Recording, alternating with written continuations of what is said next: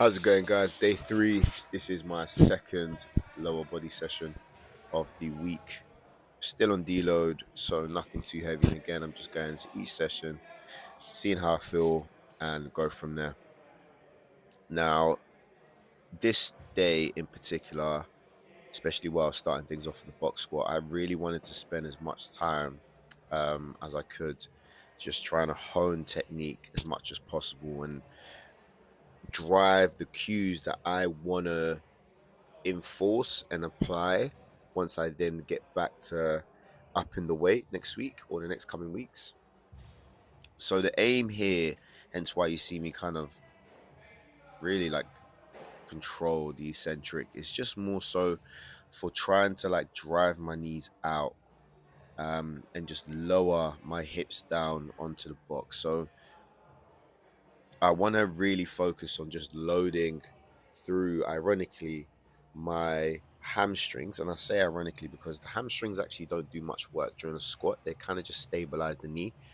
But I wanted to think about almost utilizing my hamstrings as a way of lowering the weight down and just stretching them as much as I comfortably can as I slowly lower my hips towards the box and then drive out, more so with getting my hips underneath my rib cage as quick as I can and also flexing that knee as well as quick as possible. So I'm still wanting to utilize my quads, but I'm more just trying to push my hips through my body as I come up to a standing position. Hence why you see all my warm-up sets. I know I only done two, to be fair, but at least with doing them both, I was going for relatively higher repetitions. So now we move on to what ended up being my last set. So this was only 70 kilos. So again, nothing too crazy. I literally did half of this the week prior, did 150, well, just under half. I did 150 kilos for a set of six, which felt fine, to be fair. But again, I just noticed that like sometimes I was slightly compromising.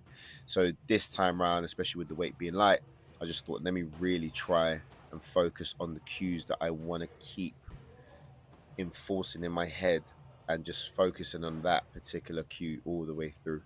So it was just all about, again, lowering myself down, like I mentioned before, using my hamstrings to just pull myself down and then driving my hips through the body as quick as I can, locking out those knees and just holding that top position for a few seconds as well, so I can really, again, reinforce the position that I want to soon load over time. So that felt really good. I felt a lot more in tune with the movement. Then we move on to RDLs. Again, keep the weight the same. I only did one set here. So this was a set of six. Main aim here was just focusing on range of motion. So I just wanted to go for as much range of motion as I comfortably can. Really just trying to isolate, or rather stretch my hamstrings at that bottom position, get a good stretch in the glutes as well, and then just drive those hips forward while keeping my arms nice and long. So again, when it comes to, deload, it's not just about lifting light and just going from there.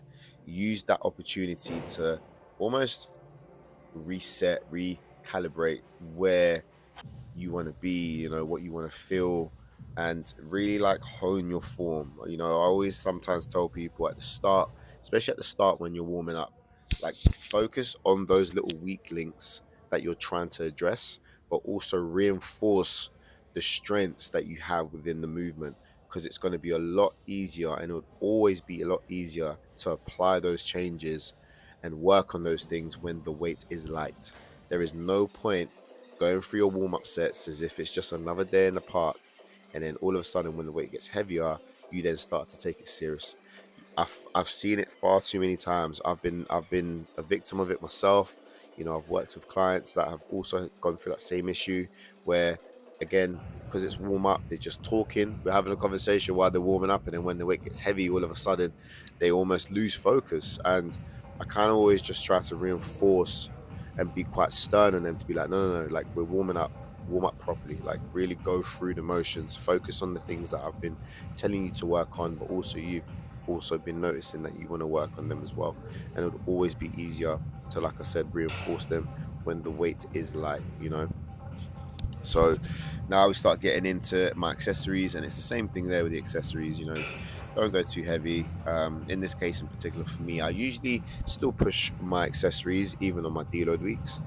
But where things were just getting really heavy last week, I just wanted to completely just get my body to recover as best as I can while still doing something. So again, just making sure that I can feel every single muscle, um, and work with a rep range that I feel comfortable with, but as well I can get a little bit of a pump, so I can still feel that I've worked something, as opposed to just doing, say, nothing, but as opposed to just going really light and just not really caring about the movement. So again, there's still always intent. So we get to the end of the session now. So this is my core work. Again, focusing on just staying nice and tight. Everything again was done for one set, 15 reps, nice and easy. And there you go, guys. That wraps it up. So day 3, second lower body session out of the way. Stay tuned for day 4 coming up. Excuse me. Like, share, and subscribe. Thanks for watching.